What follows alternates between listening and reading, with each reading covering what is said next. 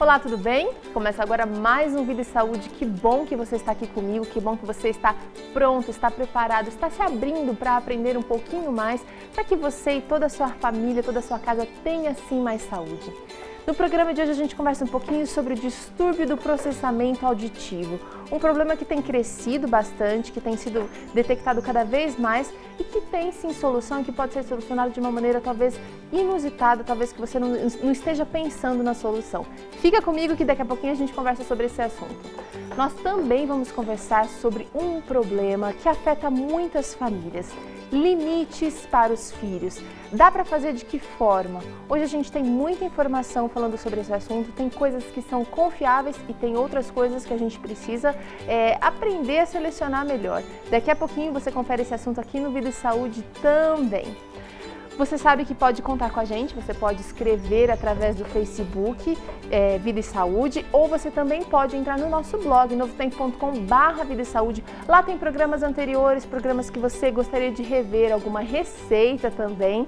Tem muitos artigos sobre saúde e, enfim, é através do blog ou através do Facebook que você pode escrever pra gente a sua dúvida, a sua sugestão, mandar pra cá para que a gente possa arranjar um jeito de solucionar junto com você. E sabe que a sua dúvida, ela pode ser a dúvida de outras pessoas, então quando você escreve pra gente, a gente na verdade não está só te ajudando, a gente está ajudando também outras pessoas que possam estar passando pelo mesmo problema que você.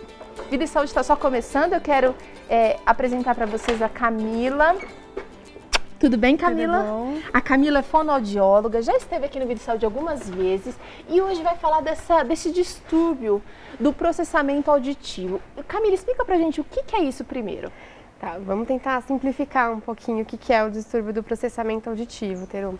Na verdade, é um distúrbio de compreender aquilo que é falado. Não é um problema de audição mesmo. Então, a pessoa geralmente escuta bem, tem uma audição normal, mas o processamento da informação é complicado. Por quê que isso pode acontecer, na verdade, né? Tem algumas coisas no desenvolvimento, na infância, que pode prejudicar. E uma das coisas que é importante a gente contar aqui, até para os pais aí, é privação sensorial. O que é isso? Ter otite de repetição, dor de ouvido frequente. A inflamação que acontece 3, 4 vezes no ano, por exemplo. Exatamente. Toda vez. Isso pode causar esse distúrbio? Pode causar ou pode piorar, na verdade, né? Por quê? Porque quando a criança tem essa dor de ouvido, ela fica lá cheia de secreção. Quando ela está com secreção, a audição dela não fica normal. Ela perde informações auditivas nesse período. Então, é uma das coisas que pode levar a ter um distúrbio do processamento. Então, é super importante os pais ficarem atentos, né? Sempre observar se a criança está escutando bem quando chama, ou aquela televisão muito alta, está falando mais alto, por que está acontecendo isso? Sempre procurar ajuda médica para poder tratar e resolver o problema, para a criança não deixar de escutar. Área, então, que vai acabar te indicando para o fonoaudiólogo é o otorrino. Sim, sempre o otorrino, né? E aí o distúrbio mais tarde, como que ele vai aparecer? Principalmente nas dificuldades escolares.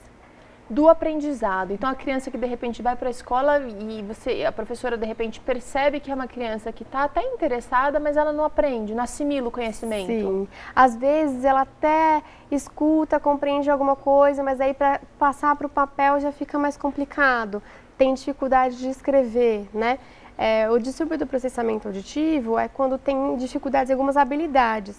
Que habilidades? Vou falar algumas bem simples que a gente pode observar no dia a dia. Vamos lá. Localização do som. Então, às vezes, você observa que alguém te chama dentro da casa. A mãe está chamando a criança lá da cozinha. Vem cá. Daí ele fala, mas onde você está, mãe? Cadê você, mãe? Não tem a mínima noção de onde pode estar vindo o som. Não sabe. Mas isso com criança pequena ou com crianças maiores a gente consegue já detectar? Tanto faz. Você pode observar... A gente pode dizer que o distúrbio acontece a partir dos 7 anos, né? Quando o corpo caloso, que é a parte que liga os hemisférios, está pronta, está madura, né? Entendi. Mas você pode observar dos 7 anos até em pessoas adultas que nem imaginam que tem, e às vezes tem. Estão sofrendo prejuízos, inclusive na vida profissional, às vezes no aprendizado, por conta de um problema que não foi identificado. Exatamente. E aí tem uma das outras habilidades, é a figura fundo, que a gente chama atenção seletiva. Não consegue prestar atenção quando tem muito barulho em volta. Então, se eu estou conversando com você e tem um rádio ligado, isso já prejudica a minha compreensão do que você está falando. Uma coisa simples, que pode ser mudada para a pessoa ter um melhor desempenho. Isso também, então, é sintoma dessa síndrome do distúrbio, na verdade. Isso, do distúrbio do processamento. E tem solução para isso, Camila? Tem. Se você, né, se as pessoas perceberem, os pais, professores, que geralmente percebem também, que a criança é muito desatenta, vê que às vezes não compreende uma solicitação simples, né? Pode encaminhar sim para o otorrino para verificar como é que está a audição e aí vai ser pedido uma avaliação no processamento. É uma avaliação bem específica. Como que é feita essa avaliação, Camila? Então, é em cabine acústica, né? Para não ter nenhum tipo de som atrapalhando, com o fone de ouvido. São vários testes, é uma bateria bem grande, né? Mas alguns mais simples, assim, de um lado é contada uma história, do outro são palavras. Você precisa repetir só as palavras. Então, conseguir fazer essa atenção, figura fundo. O outro são 4 palavras, 2 no ouvido, 2 no outro. Você tem que repetir na sequência. Tem momentos que a palavra é junto, fala uma aqui, uma aqui, e você tem que falar.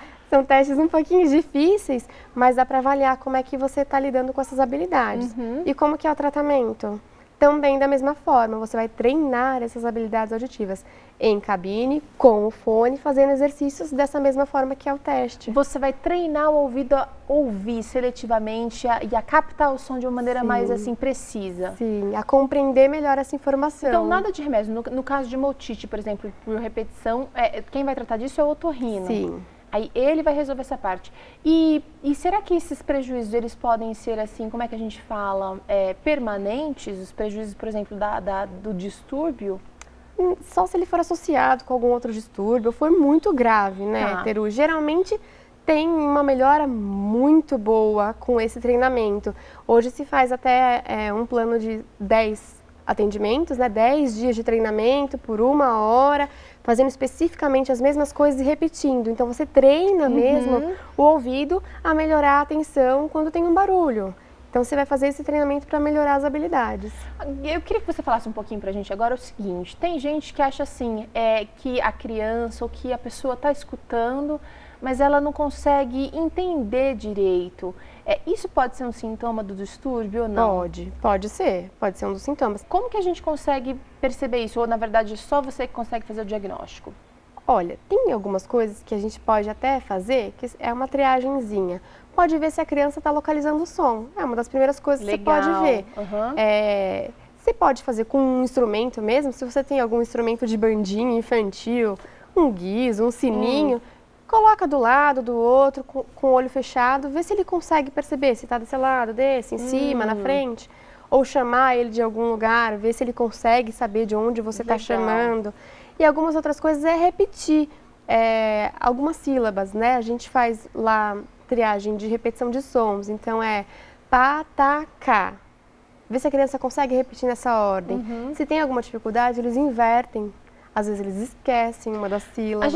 Enquanto a gente estava aqui se preparando para gravar, o Josué que está aqui, que já vai, o psicólogo, que já vai falar um pouquinho também para a gente sobre disciplina, ele estava falando que às vezes é até alguma informação que ele já aprendeu, mas que ele não vai conseguir decodificar um comando de repente. Ele até citou, né? Olha para frente e a criança está olhando para os outros lados, para o outro lado.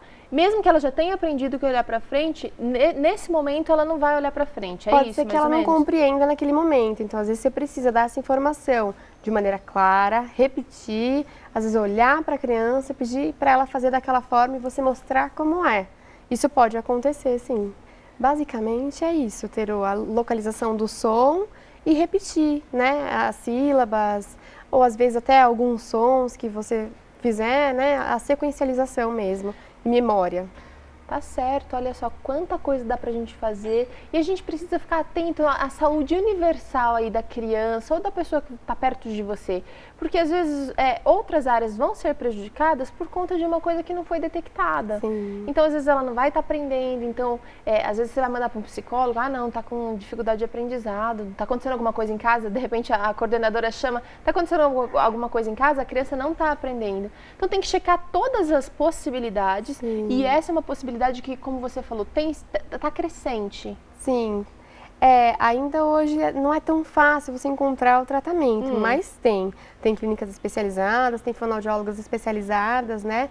Os otorrinos geralmente que identificam, conseguem encaminhar, tem sim o treinamento específico para isso e melhora bastante. Olha que beleza. Camila, muito obrigada pela sua presença aqui no Vida e Saúde. Espero que você volte mais vezes. Eu que agradeço, Terô, é sempre um prazer. Tá bom. Nós vamos para um rápido intervalo. Na volta, tem limites para os filhos. Você consegue disciplinar o seu filho corretamente? Será que dá para disciplinar ele sem levar umas palmadinhas? É aqui no Vida e Saúde. Daqui a pouquinho a gente discute sobre esse assunto. A gente já volta.